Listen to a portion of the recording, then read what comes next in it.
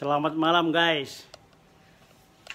Saya saat ini sedang bertamu di rumahnya Pak Dr. Insinyur Ahmad Helmy, MSc, MM, MP, MA, MH, dan ME.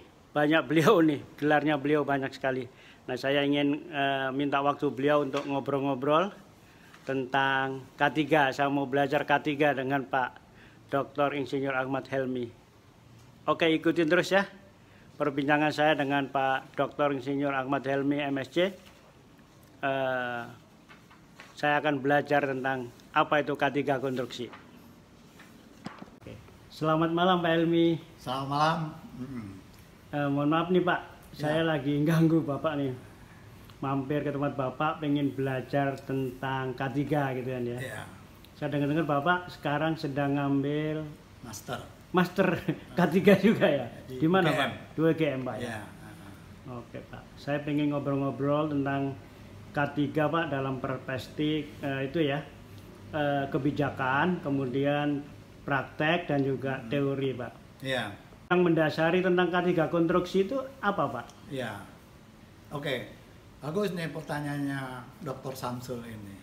Jadi selama ini kan kita ada Undang-Undang Nomor 1 tahun 1970 tentang keselamatan konstruksi.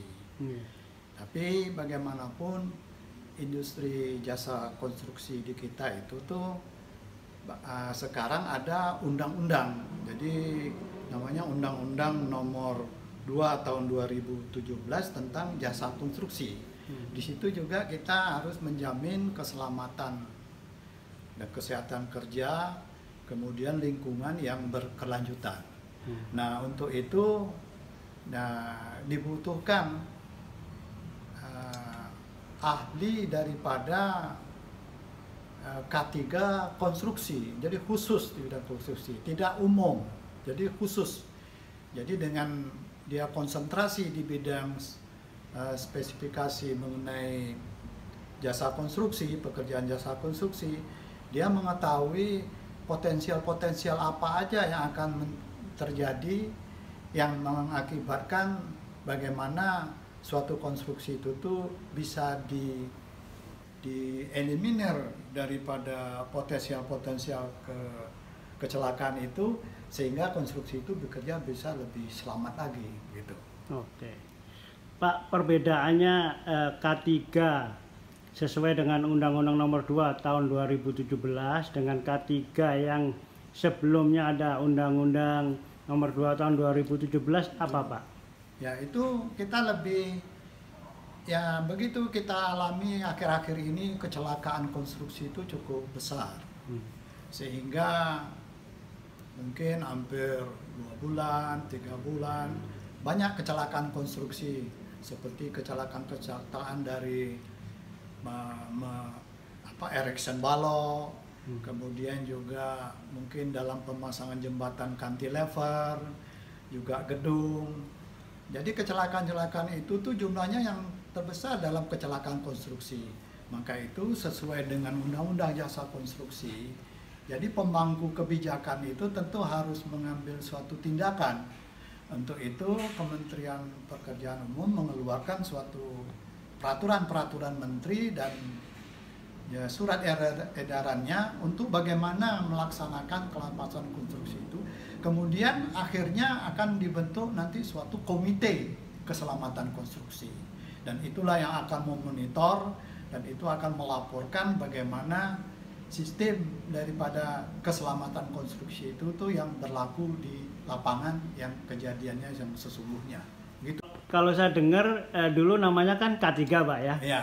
Kalau sesuai dengan Undang-Undang Nomor 2 itu katanya K4 Pak, atau ada keberlanjutan atau K5 nggak tahu ya itu ya. Itu gimana Pak pendapat Bapak, apa sih detailnya itu Pak?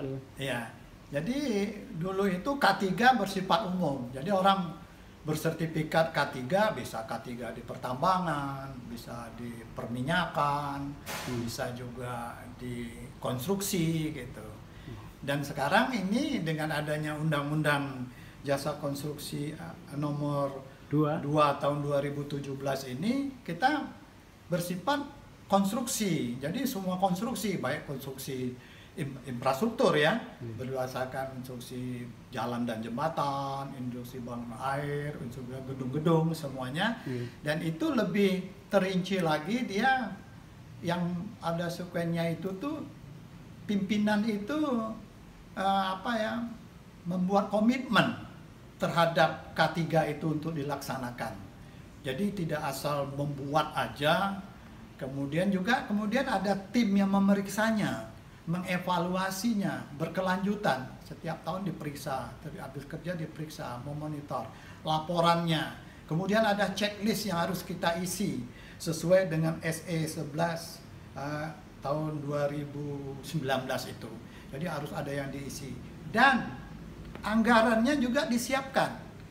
Jadi jangan sampai kita lagi bicara K3 anggaran nggak ada. Anggaran ada, disiapkan, itu sesuai dengan SE 11 tahun 2019.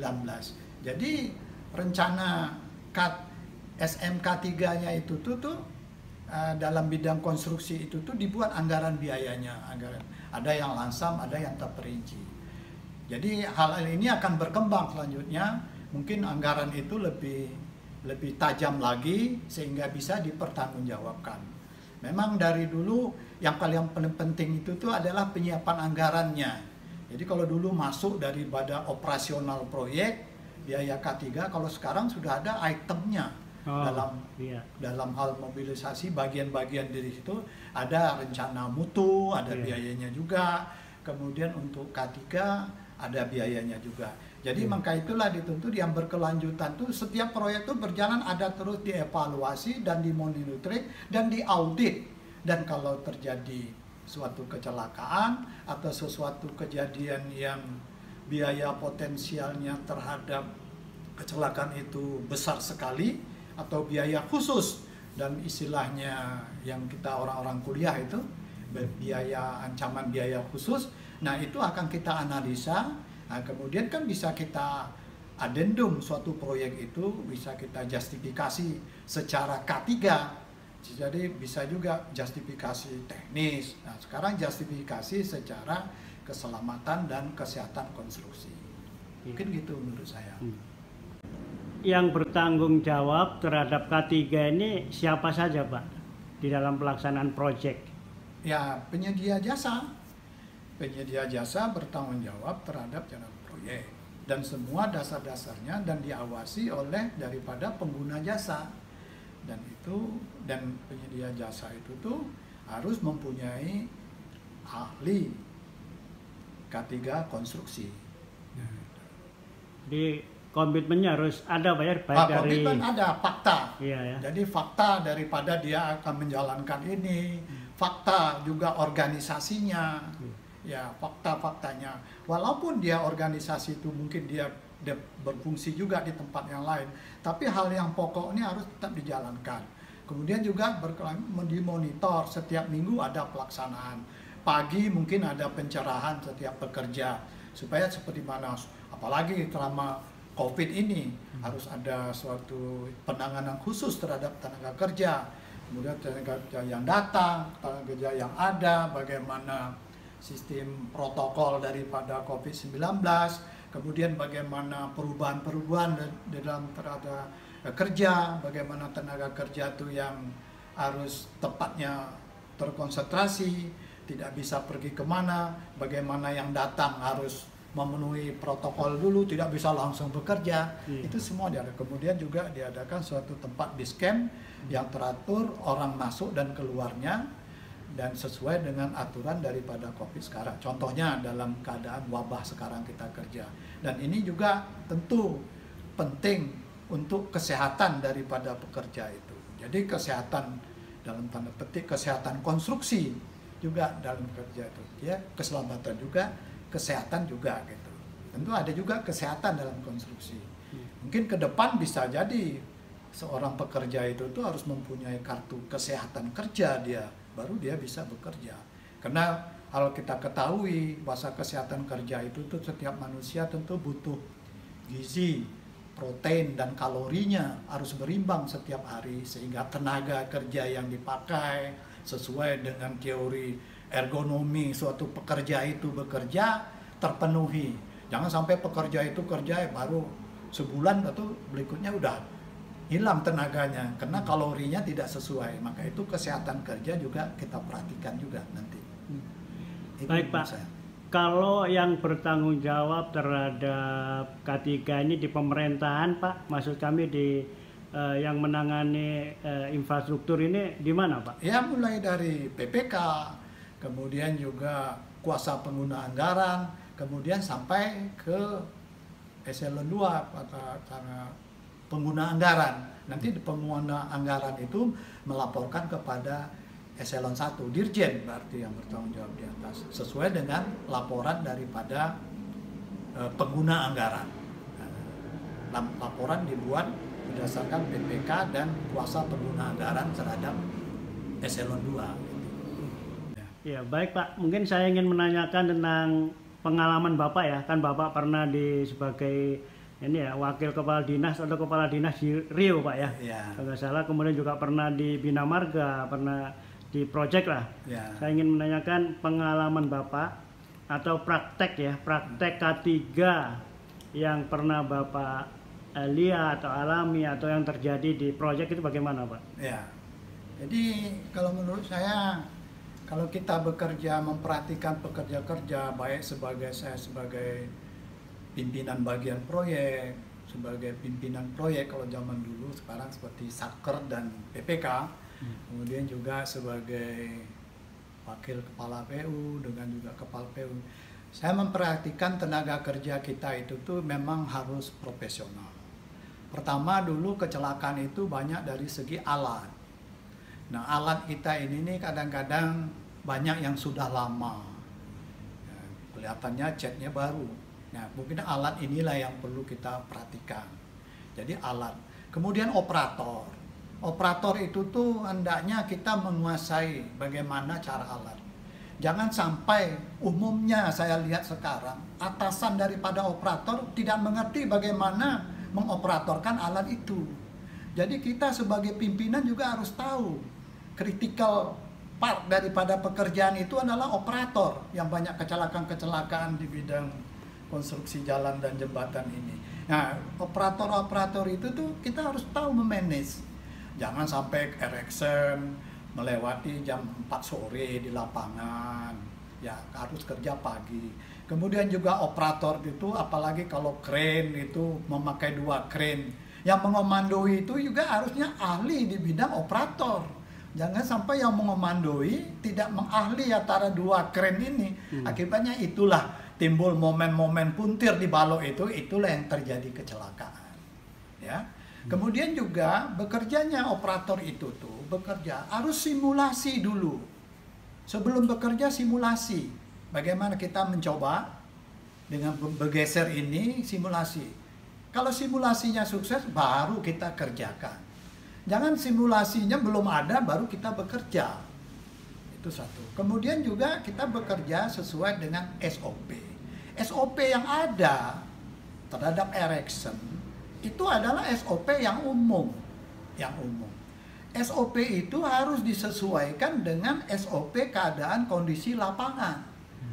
Bagaimana tempat kerjanya, bagaimana alatnya, bagaimana jalan untuk membawa material itu ke tempat alat itu, bagaimana sistem erection, juga bagaimana lingkungan di tempat kita bekerja itu tuh, supaya kita dapat penyesuaian sesuai dengan yang tadi saya bicarakan sebelumnya, simulasi itu tuh. Nah, sudah yakin itu semua, baru kita melakukan suatu pekerjaan. Jangan sampai SOP-nya tidak sesuai.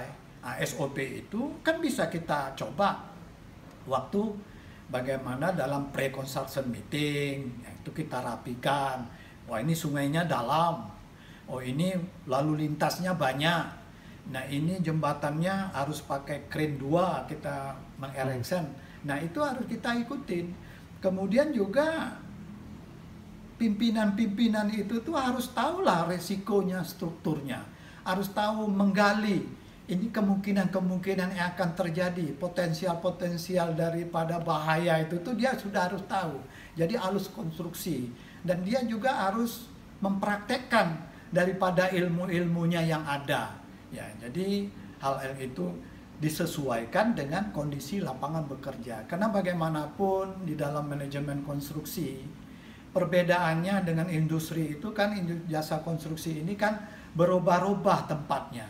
Jadi bagaimana lingkungan daripada kita bekerja itu mempengaruhi juga bagaimana peralatan, bagaimana operator, bagaimana juga site kerja itu tuh, kondisi kerja, mungkin tanahnya, mungkin tanah lunak, kemudian mungkin harus diperkeras atau harus ada perbaikan terhadap jalan-jalannya daripada operat kren itu supaya dia stabil dan tidak tergelincir di dalam satu bekerja. Mungkin itu bagi saya.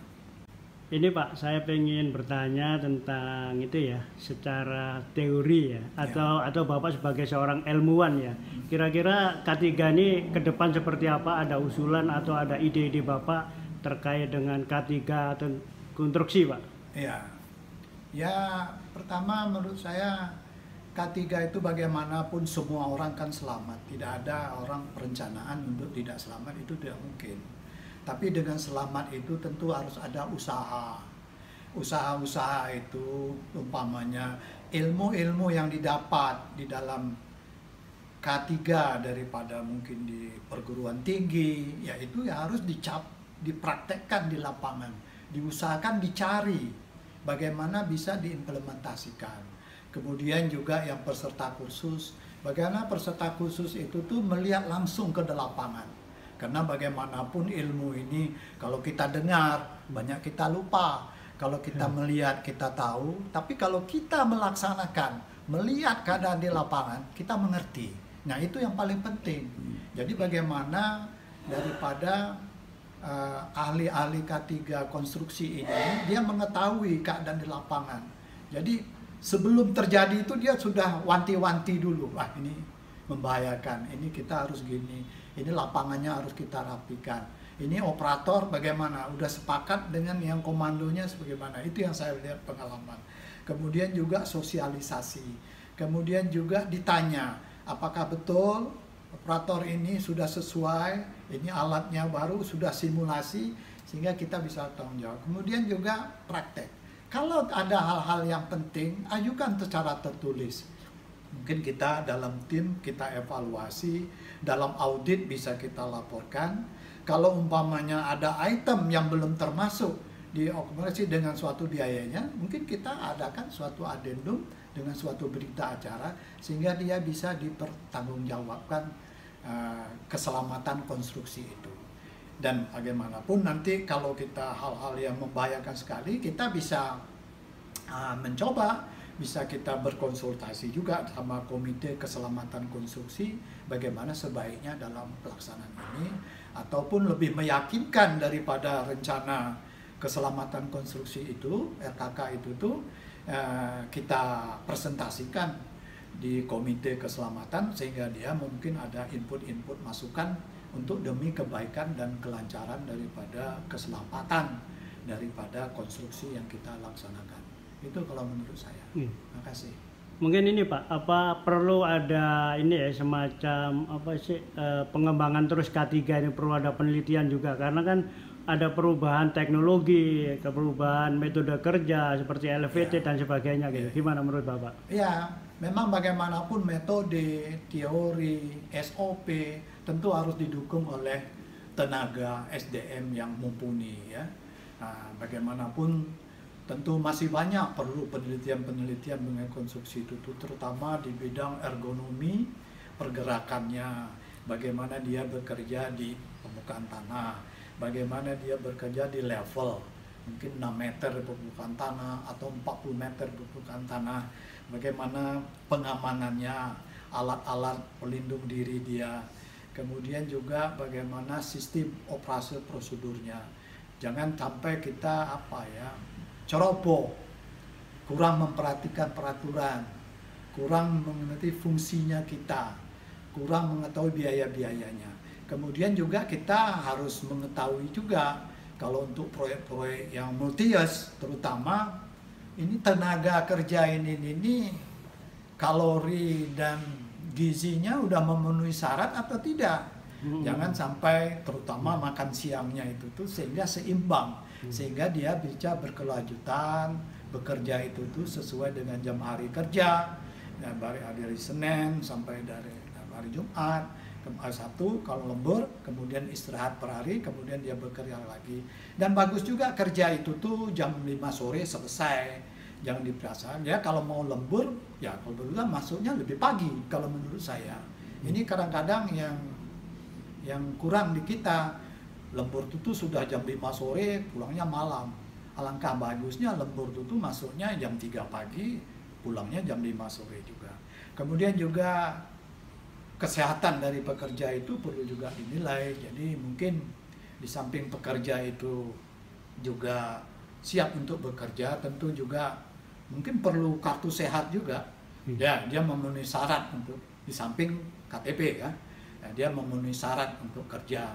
Ya, tentu tidak terlepas daripada bantuan kita kepada masyarakat, terutama pekerja-pekerja yang sektor informal untuk swakelola gitu, ya tentu dia harus punya kartu sehat sehingga dia ada jaminan. Nah, kemudian juga bagaimana kita sebagai orang pelaksana proyek, nah bagaimana memperhatikan gizinya atau extra foodingnya supaya dia bekerja lebih, produksinya sesuai dengan salari yang didapatkan dari yang diberikan perusahaan, dan bagi tenaga kerja salari yang didapatkan dari perusahaan. Itu kalau menurut saya. Terima kasih Pak, ini sudah banyak ya kita ilmunya yang Bapak berikan ke saya, dan waktunya udah mengganggu waktu istirahat Bapak nih. Ya, ya. Saya senang sekali juga ditanya bagaimana semua orang kan juga mau sehat, terutama dalam industri jasa konstruksi ini nih, semua pegawai sehat, kita PPK-nya juga sehat, kemudian pejabat pembuat komitmen juga sehat, kemudian juga penyedia jasanya juga, Pak Dirjennya, supaya Pak Menterinya juga supaya tenang bekerja sesuai dengan semua permen-permen sudah dilaksanakan, komite keselamatan kerja juga sudah dibentuk, apalagi tinggal kita kerja, kemauan kita, mental attitude kita, bagaimana kita bekerja sekonstruksi selamat dan sehat. Kalau tadi wawancara saya ngobrol-ngobrol santai dengan Bapak Dr. Insinyur Ahmad Helmy, MSc, ya kita dapat informasi banyak tentang K3 konstruksi. Ya K3 tentunya K3 konstruksi. Ikuti terus channel saya, kita akan lebih lanjut lagi nanti belajar K3 yang lebih detail lagi. Selamat bertemu lagi.